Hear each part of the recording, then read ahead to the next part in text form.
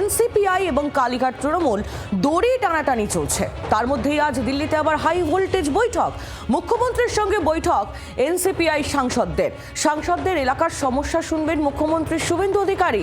এনসিপিআই এবং কালীঘাট শিবিরের মধ্যে দড়ি টানাটানির মধ্যেই মুখ্যমন্ত্রী শুভেন্দু অধিকারীর সঙ্গে এনসিপিআই সাংসদদের বৈঠক।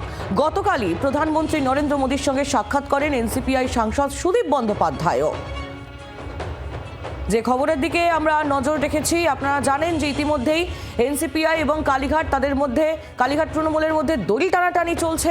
এনসিপিআই এর তরফ থেকে দাবি করা হচ্ছে যে কালীঘাট শিবিরের দুজন সাংসদ তারা এনসিপিআইতে যোগ দিতে চলেছেন। অন্যদিকে আবার কালীঘাট তৃণমূলের তরফ থেকে কুণাল ঘোষ বিস্ফোরক দাবি করে বলছেন 17 জন এনসিপিআই সাংসদ নাকি ফিরতে চাইছেন। সব মিলিয়ে কি আপডেট উঠে আসছে নয়াদিল্লি থেকে একটু জেনে নি। রাজীব চক্রবর্তী আমাদের প্রতিনিধি একেবারে সরাসরি আমাদের সঙ্গে রয়েছেন। রাজীব, এই মুহূর্তে দিল্লিতে কি তাহলে এনসিপিআই বনাম কালীঘাট তৃণমূলের নতুন সমীকরণ? একটা নতুন সমীকরণের ইঙ্গিত গত কয়েকদিন ধরেই পাওয়া যাচ্ছে, কিন্তু এক্ষেত্রে বিষয়টি স্পষ্ট নয়। একেবারে স্পষ্ট করে বলতে গেলে বিষয়টি স্পষ্ট নয়, এরকমই বিষয়। তার কারণ এনসিপিআই এর তরফ থেকে যখন দাবি করা হচ্ছে দুজন কালীঘাট তৃণমূল কংগ্রেসের সাংসদ তাদের সঙ্গে যোগাযোগ রেখেছেন, তারা কারা হতে পারেন তা নিয়ে জল্পনা চলছে। উল্টো দিকে আমরা দেখেছি দুজন সাংসদ যারা এনসিপিআইতে চলে গিয়েছেন তারা আবার তৃণমূলে ফিরতে চাইছেন এমন দাবি করেছেন। একটা দাবি সৌগত রায়ের, যেটা যিনি দাবি করছেন তৃণমূল কংগ্রেসের দুজন সাংসদ ফিরতে চাইছেন, তার মধ্যে আবু তাহের এবং খলিলুর রহমান রয়েছেন। উল্টোদিকে কাকলি ঘোষ দস্তিদার, তিনি বলছেন যে এনসিপিআই এর দুজন সাংসদ আরো আসতে চাইছেন তৃণমূল কংগ্রেস থেকে। সেই দলে সাজদা আহমেদ এবং প্রতিমা মণ্ডলের নাম থাকলেও থাকতে পারে। কিন্তু এই যে দাবি, দুপক্ষের দাবি, সেই দুপক্ষের দাবির মধ্যে কিন্তু এখনো পর্যন্ত কোনো প্রমাণ মেলেনি। তার কারণ এই সাংসদরা কেউই তারা প্রকাশ্যে কিছু বলছেন না। অর্থাৎ দল ভাঙানোর যে খেলা, সেই খেলা কিন্তু দিল্লিতে চলছে বলে একটা অনুমান করা যায়। অন্তত সাংসদদের বা যারা নেতা দুপক্ষে তাদের মধ্যে দাবি তা থেকে উঠে আসে।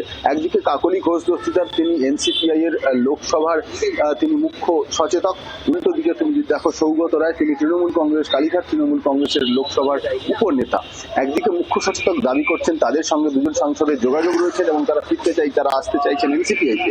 উল্টো দিকে তৃণমূল কংগ্রেসের দুজন সাংসদ তারা ফিরে যেতে চাইছেন, আবারও তৃণমূল এনসিপিআইতে যোগ দিতে চাইছেন। এই যে দাবি পাল্টা দাবি, এই দাবি পাল্টা দাবির মধ্যে কোনো কিন্তু এখনো পর্যন্ত প্রমাণ মেলেনি। কিন্তু কিছু যে একটা ঘটছে, কিছু যে একটা চলছে, সেটা বলা যেতে পারে। তার কারণ নেতারা তারা সাংবাদিকদের সামনে এসে তেমনই দাবি করছেন, তারা বক্তব্য রাখছেন। একদিকে সৌগত রায় বলেছেন, একদিকে কাকলি ঘোষ দস্তিদার বলছেন, উল্টো দিকে কুণাল ঘোষ বলছেন। এই যে দাবি পাল্টা দাবি তা কিন্তু চলছেই। এখনো পুরো বিষয়টি স্পষ্ট নয়, কিন্তু এখানে যে বিষয়টি রয়েছে যে কিছু আইনি বিষয় রয়েছে।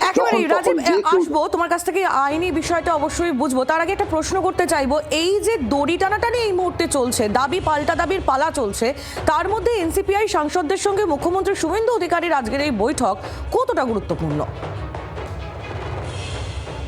যথেষ্ট গুরুত্বপূর্ণ। এর আগে দুবার এই বৈঠক ভেস্তে গিয়েছে। মুখ্যমন্ত্রী শুভেন্দু অধিকারী ব্যস্ত থাকার জন্য দিল্লি আসতে পারেননি। আজকে দুপুরে তিনি দিল্লি আসছেন এবং এনসিপিআই 20 জন সাংসদ, যার নেতৃত্ব দিচ্ছেন সুদীপ বন্দ্যোপাধ্যায়, কাকলি ঘোষ, শতাব্দী রায়রা, সেই দলের সঙ্গে আজকে তিনি বৈঠকে বসবেন এবং দিল্লির বঙ্গভবনে এই বৈঠক হবে। সেখানে মূলত যে বিষয়টা আমরা জানতে পারছি, সাংসদদের নিজেদের এলাকায় সমস্যা রয়েছে। এমন কয়েকজন সাংসদ রয়েছেন তাদের নিজেদের এলাকায় সমস্যা গুরুতর। সাধারণ মানুষ, ভোটার, তারা সেখানে এখনো পর্যন্ত তৃণমূল কংগ্রেসের কর্মী সমর্থক হিসেবেই পরিচিত। আর উল্টো দিকে বিজেপি রয়েছে, অর্থাৎ তৃণমূল এবং বিজেপি এই যে বিবদমান দুটি গোষ্ঠীর মধ্যে তারা পড়ছেন। এনসিপিআই তারা হয়ে গিয়েছেন, সমর্থকরা এনসিপিআই হয়েছে কিনা, কবে এনসিপিআই জন্ম নিল, পুরো বিষয়টি নিয়ে সমস্যা রয়েছে। আর তাদের বিরুদ্ধে প্রশাসনের তরফে পুরনো মামলা রুজু করা হচ্ছে, এমন অভিযোগ কিন্তু সুদীপ বন্দ্যোপাধ্যায় গতকাল করেছেন।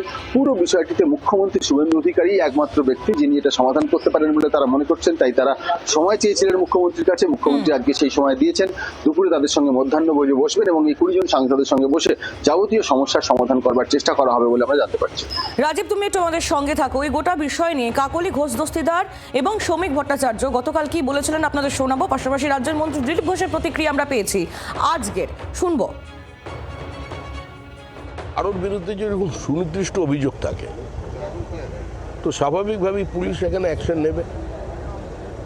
অতীতে যারা প্রকাশ্যে খুন করার হুমকি দিয়েছেন, খুনের প্ররোচনা দিয়েছেন, যদি এরকম কেউ থেকে থাকেন আর সেই মামলা যদি পুলিশ চেপে দেখে থাকে, পুলিশ তো কারোর কথায় আটকে রেখেছিল, কারণ এটা তো কোনো স্বায়ত্তশাসিত সংস্থা নয়, তো স্বাভাবিকভাবেই উঠতে পারে।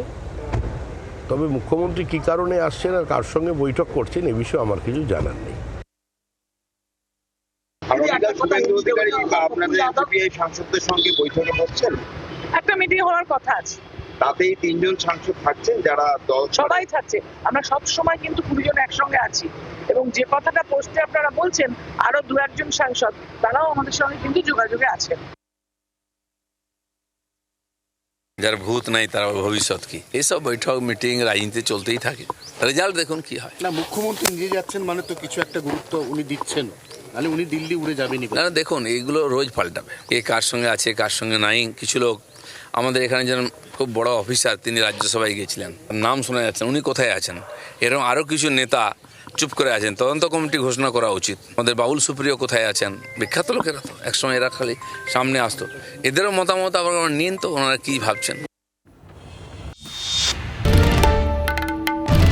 বাংলার আওয়াজ, বাঙালির আবেগ, জি 24 ঘন্টা।